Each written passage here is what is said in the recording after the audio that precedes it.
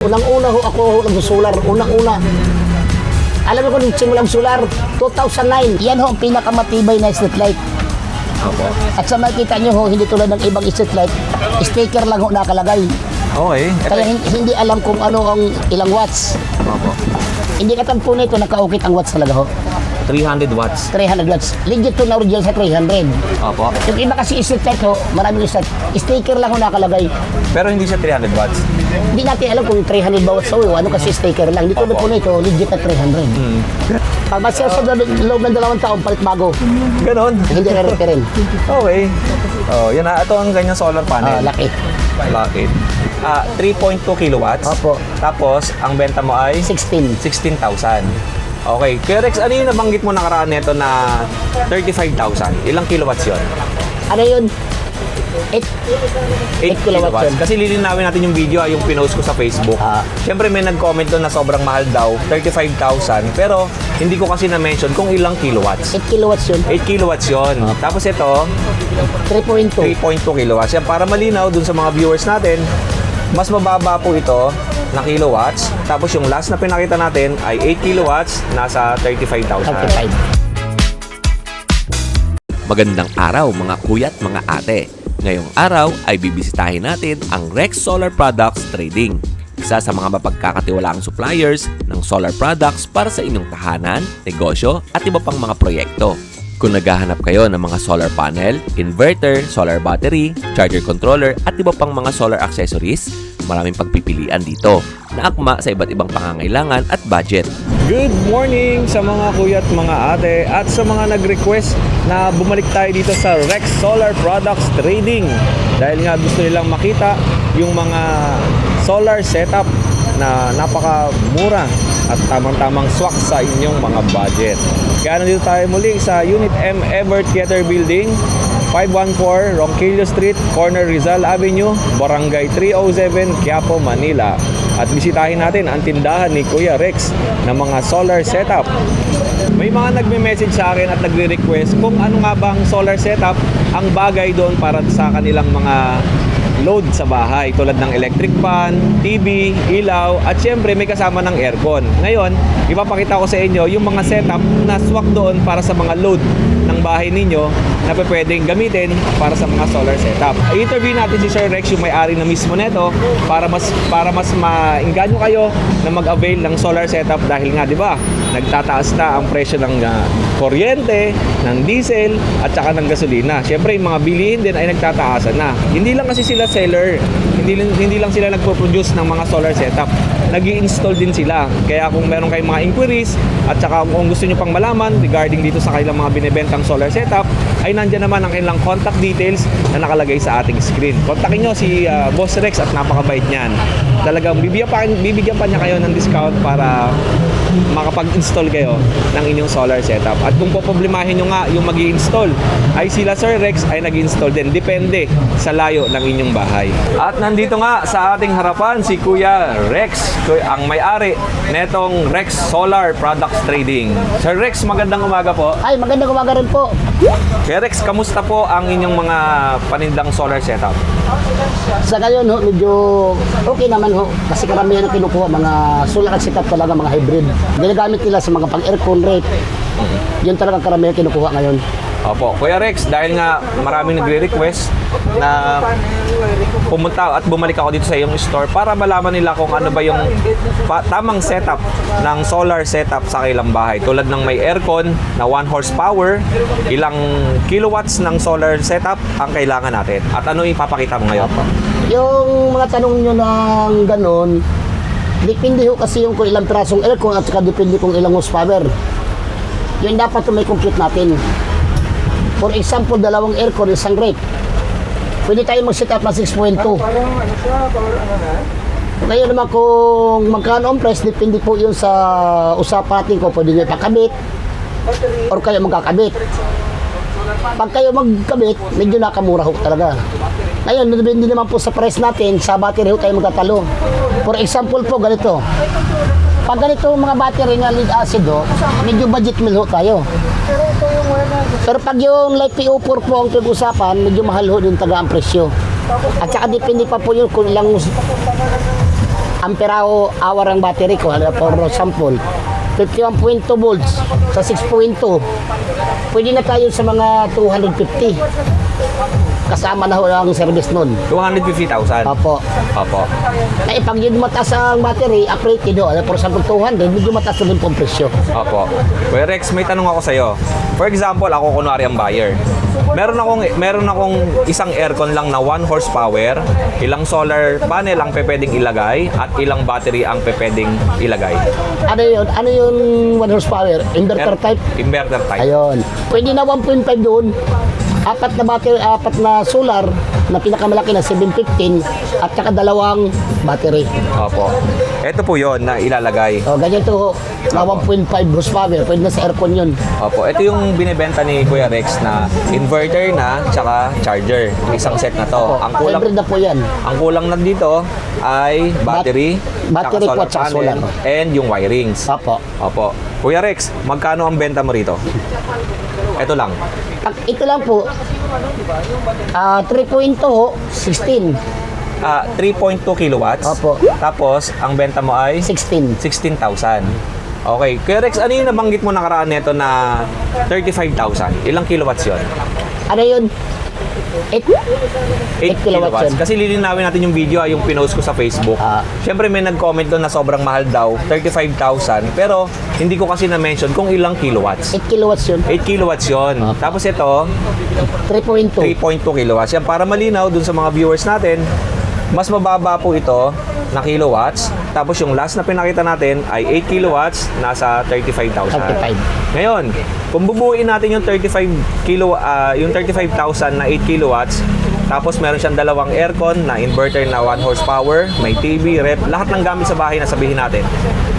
Magkano ang total mga gastos at ano ang mga ilalagay doon na battery tsaka solar panel? Pag ano na 8 kilowatts, pwede na ang 200 ampere hour na LiPo4. Na battery. Na Opo. 51.2 volts. Opo. Volt type po yun. Mhm. Pag kami magkakabit, depende kasi sa presyo nyo kung saan na lugar na service. Doon minsan katalo. Okay. Ang kailangan mo kasi nun, 12 na solar, Opo. 200 ampere hour na battery. Opo. Sa LiPo4. Eh, sa mga wiring na ho, pag halimbawa kayo mag-sit, kumpleto na po yun. Tulad ng mga PB wire, cable duct, mga terminal lag, railings, L-pot, L-clamp, mid-clamp, Marami. marami ho, tsaka mga breaker, Opo. tsaka ATS. Kumpleto na po lahat yun. Opo. Kung saka magpapa-install ho kayo, COD naman po kami. Pagkatapos ng install, bago ho babayaran. Hindi ka ba humingi ng down payment? Ay, hindi. Pero marami ako stress, tulad-tulad ho. Unang-una ho, ako ho nagsusular. Unang-una. Alam mo kung simulang solar, 2009, dito sa Raon. Ay, talaga? Wala pa ho nakapag... Nagbebenta ng solar. Sula kahit sinong tanong yun sa buong Raon, ako ho yun. Si Kuya Rex. Kaya, Ako na Boss Rex ho. nagbebenta. Ako Ah, mga talaga? una ho, bago ko pinagbigyan mga pamangking ko, Opo. tsaka mga anak ko, tapos yung mga kaibigan ko, binigyan ko ho. Opo. Lahat ko dito nagsusular, ako sa akin galing yun. Ay, nakakatawa naman. Opo. Tama pala itong napuntahan kong store. Kaya nga po, say ko sa inyo, ito, paalala lang ha, kasi ang hirap kitain ng pera. Hindi naman lahat nag-online, ganun ho, scammer. Opo. Meron din matitino ang pamilya. Pero isa lang ho, sabihin ko sa inyo, pag ang kachat nyo maghingi ng down, pas niya agad gayon. Okay. Kasi pag yan na kayo, wala kayong pera. Totoo yan ha. Opo. Sa tagal ko opo. na nag-solar, marami ako na, kahit dito sa amin, meron din mga scammer. Kaya nga Kuya Rex, nabanggit ko sa'yo, hindi ka nang hihingi ng down payment. Kasi normally ako, galing ako sa Pets and Animal Market.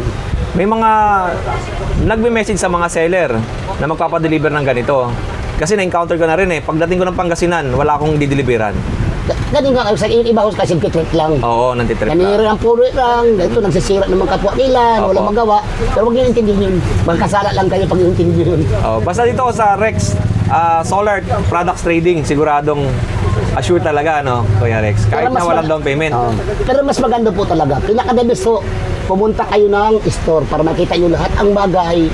Mga asisuras makita nyo po kung totoo ho na actual makita nyo bago kayo mag-deliver. Yun ang pinaka-the best doon. Opo. Pumunta kayo ng tindahan, Suriin nyo ho ang mga accessories Opo. bago nyo ipadala doon sa inyo. Bago nyo ipakabit. Yun ang labis po. Iyon. Tsaka matitesting. Opo, lahat ito matitesting. Huwag Okay. kayo umasa sa mga online. Opo. Kasi picture lang, karamihan picture lang kung binabayaran nyo. Okay. O yung Kuya Rex, ilang kilowatts ang available mo? Hanggang 8 mayroon naman available. At Pero may pinakamaba? party 1.5, 1.5 kilowatts, 3.2. 2.2, 3.2, 4.5, 6.2, 8, at saka 10.2. Yun. Ang available mo ngayon, Iyan na po. lahat yun available. Apo. Okay. Pero marami akong party ng mga 16 hanggang 30. Kuya Rex, pwede ko bang itanong kung anong pwedeng i-load sa pinakamababa na kilowatts, yung 1,000 Sa kilowatts? 1.5 ho, kung ang battery yung gawin nyo ng light PO4, pwede ho kayo mag-load ng rep at saka aircon. Basta ang aircon ho, nasa 1 horsepower lang na inverter type. Opo. Pwede po yun. Kasi hybrid lang po yan. Kaya kitawag na hybrid, on and off po yan. May source ho ng kuryente. Kaya huwag kayong mag-aala ho. Kaya ho ang rep no at saka aircon na 1 horsepower na inverter type. Pwede ba kayo magsama ng TV, tigpan ilaw. Normal naman po yun eh. Opo. Ang itong pinapakita ko sa inyo, yung SolarTech Renewable Energy JD Star na brand, ay hybrid na po ito. Hybrid po. Nakakonect sa kuryente. Ang tinatawag doon, on-grid. On and off, On and off, no? hybrid. Hybrid. Pwede mo siya lagyan ng Kuryente. battery, pwede hindi. Oo. Kaya lang, pag burn out din po. Opo. Kaya tinawag sila hybrid kasi pag burn out, may backup po na battery. Yung samaan on-grid sa off-grid, yun kaya tawag na hybrid. Opo. Ang hybrid ay pwede rin gamitin sa off-grid. Pwede. Pwede rin. Okay. Ayun, Kuya Rex, punta muna tayo sa mga pwede rin ipakita ng mga parts ng solar setup. Pwede ba? Pwede naman. Ano po? Ano sa tayo una? For example, battery. Okay. Magkano isa? Okay lang ba yan? Oh, pwede naman i-optimize po. Okay. Ayan o, 150 ampere ho yan. Hindi mababa ang presyo niya kasi lead acid lang yung rocket yung tatak. Okay. Ayan o, pwede naman 6.5 lang isa niyan. Mataas din pala, no? Mas mahal Oo. yung iba. May mas mahal pa yung life off, sabi mo nga. Light PO4 mahalo. Sa 150 ho kasi na light PO4, ang presyo yun 16.5. Sa isang battery, 12 volts ba to? 12 volts lang. Ano ang pwedeng ikarga dyan? Pwede naman ito kasi for example, yung 1.5, obligado dalawa kasi 24 volts ang input nun. Okay. Oo. Kaya pag optimize ka ng mga off-grid, pwede isa, pwede dalawa. Depende sa budget nila minsan. Oh, yun na. 6,500. Tama, ang isa. Ano ang pinakamaliit? 26 ampere. Ito bang mapang electric pa na lang to, eh, no? Pag electric pa ito, mga 12 volts. Yun ang Oo. 12 volts, yun ang ginagamit. Yun. Magkano po? Ang 26 sa atin, 1.5 lang. Okay. Okay, Rex, ano pang papakita natin sa shop mo? Yung pwedeng maging interesado sila, solar lights. Meron tayo maganda na mga, kung gusto nila taga maganda to sa mga LGU, Opo. dahil ito pang kunin nila. Ayan. Oh, tamang-tama, mga street lights. Yan ho, ang pinakamatibay na street light. Opo. At sa makikita nyo ho, hindi tulad ng ibang street light, sticker lang ho nakalagay. Okay. Ito, Kaya hindi alam kung ano ang ilang watts. Opo. Hindi katang po nito, nakaukit ang watts talaga ho. 300 watts. 300 watts. Legit to na original sa 300. Opo. Yung iba kasi street light ho, maraming street sticker lang ho nakalagay. Pero hindi siya 300 watts. Hindi natin alam kung 300 ba watts o ano kasi sticker lang. Dito Opo. po nito, legit na 300. Pero Rex, pwede bang sample ng ilaw yan? May high and low. Hindi, pag walang tao siya, dim. Okay. Pag duman ng tao, biglang lakas. Okay. Galing, oh. Maliwanag. Tamang-tama to sa mga madidilim na lugar. Hindi pa ano yan. Pag full charge pa lang yan, pag na-charge yan, Mas sobrang malakas. liwanag niya. 12 hours din. 6 to 6. Okay. Magkano po yung ganyan? Ang bigka namin ito, 1.7 lang. 1.7. 1.7. Pero Rex, sa mga maramihan ba na ganito, nagbibigay ka ng discount? Pwede rin ho. Ang marami no, pwede ako sa 1.5.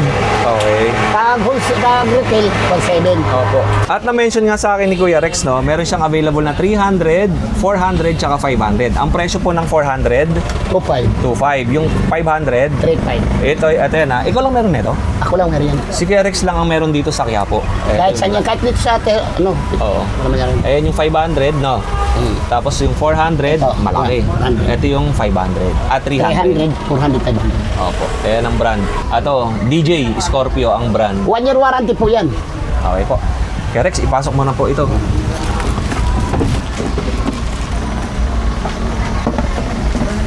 Bukod dyan sa solar street lights, ano pa ipapakita ni Kuya Rex na pang solar?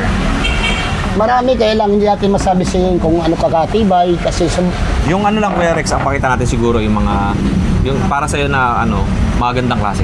ito. Ayun, yung GD Scorpio. Ito rin. Kaya mahal ka na 3.5 ho. Ano po yan? GD Scorpio, floodlight. Floodlight. Opo. Okay. Ang laki pala niya. Mga branded ho yan, Magkano po yung ganyan? 3.5, 3.5. Ilang watt is yan? 200. 200 watts. Okay. Kaya iangat ilabas ko para makita nila. Wala bang babagsak sa ibabaw? Wala. Okay. Ito. Para pakita natin sa kanila. Sobrang laki ito. 200 watts lang yan. 200 watts. Tama po. Tama-tama ito kasi nga, di ba may mga lugar na walang supply ng kuryente, lalo na yung mga bumibili ngayon ng farm lot. Pwede kayong maglagay ng mga ganito. Ito pala ang magandang brand. Opo. Ito. 2 years warranty ito. Okay. Ano pong materialis yan, kuya? Napakalaki naman pala na ito. 200 watts lang yan. Opo. Ilang, magkano po ulit? 3.5. 3,500, 200 watts. Napakalaki. Pero branded siya. Opo. Tapos meron siyang ilang 2 years warranty. 2 years warranty pa. Grabe naman yun. Kabuuan po niyan, abot po siya ng 2 years warranty, parang Pag masaya sa loob ng 2 taon, palit bago. ganon. Hindi re-repair rin. Okay. Oh, yan na. Ito ang ganyang solar panel. Laki. Laki. Laki din pala. Nasa ibabaw niya to, di ba? Okay po. Pasok na po kay Rex. Okay. Ayan ang brand, DJ Scorpio. O, kung naghahanap kayo sa mga kaibigan nating OFW na nagme-message si Kuya Odeng na nakabili ng mga farm lot, ito po, recommended ko sa inyo si Kuya Rex. Meron siyang mga ganitong klaseng solar light para doon sa mga farm lot na nabili ninyo or sa mga bahay ninyo kung gusto niyo makatipid ng kuryente, siyempre, mag-solar na kayo.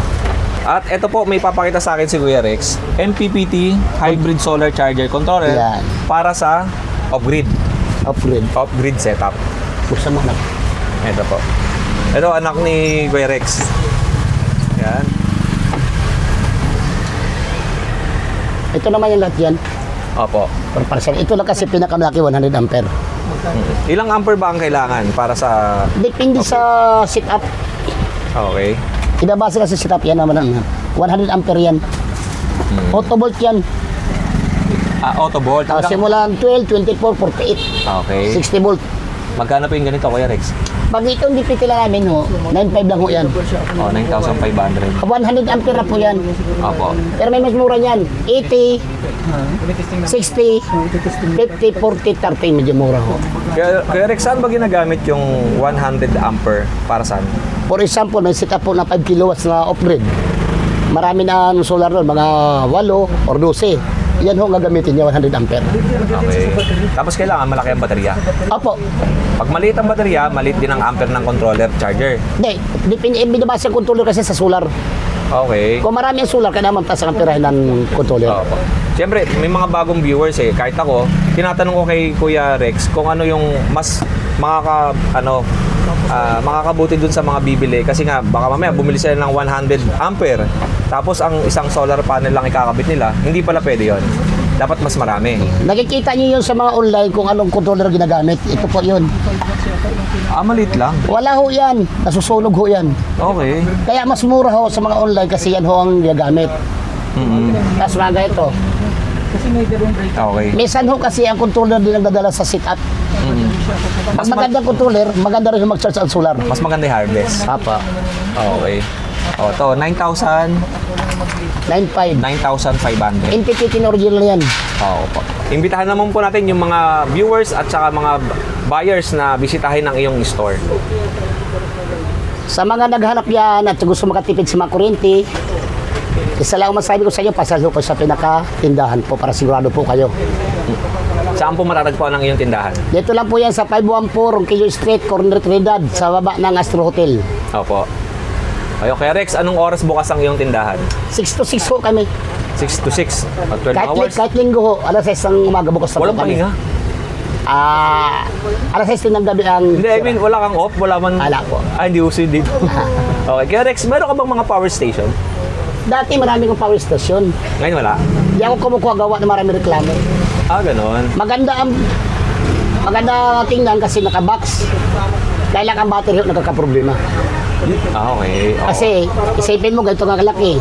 Nandun ang battery, nandun ang inverter, nandun ang controller, mga wire. Kaya hindi sapat ang battery na mailagay ng malaki. Mm. Oo. Ang pagsusular ho, lagi yung tandaan, nasa battery ho ang buhay. Opo, oo. Ayun, maraming salamat Kuya Rex at sa mga anak mo. Salamat din kay Mami. Maraming salamat po at pag-welcome kay Kuya Oding ulit dito sa iyong shop. Kinabit mo ngayon, mamayang gabi ko muna. Ba't pagkasira, lobat pa, kakargaan Ay, ko oh. siya. Ito po, binigyan tayo ni Kuya Rex ulit ng ilaw. Kuya Rex, maraming salamat sa iyo. Para masubok mo ang tibay Opo. niyan. Ande, i-reviewin ko na rin to para makita ninyo sa mga viewers natin kung gaano kaganda yung 100 watts at may 200 watts at saka ano pa? Yan lang ang pag-original. Dalawa, 100 tsaka 200 watts. Ito, reviewin natin to, yung ilaw na binigay ni Kuya Rex para makita ninyo. Ito na yung unang review natin ng solar lights na galing kay Kuya Rex dito sa kanyang tindahan sa Rex Solar Products Trading dito sa Isa Manila. pa. Okay, tapos ang gayang kalaki yung kanyang solar panel. Okay, may remote din. Okay. Bigyan mo remote ha, baka wala remote. Opo, ito. I-reviewin natin to kung anong Kasi kalalabasan. pag original, nabapalitan ng battery. Opo, okay. Yung iba kasi wala, mga biyari lang. Dahil sabi nila original, pag wala Tornilyuhan. Local pa rin yun. Oo, yung pala. Alam mo, ang dami katutunan dito sa tindahan ni Kuya Rex about sa solar. Kasi nga, dinidetails niya kung ano yung mga pros and cons doon sa mga mga items na bibili ninyo dito sa Quiapo. Part pa rin ng Quiapo to, di ba? Oo. Kaya ito mismo. Quiapo mismo. Iba, Ang hati nito Santa Cruz, yung kabilang kalsada. opo, sa Tacos, Manila naman yun. Hati kasi yan. Okay. After natin dun sa Rex Solar Trading, ay lipat na tayo hanap. Dadalhin muna natin tong pinadala ni Kuya Rex. Ito. Pinadalan tayo ni Kuya Rex ng street light tsaka ng floodlight. Bali, gagawin natin ng review to doon sa ating bahay.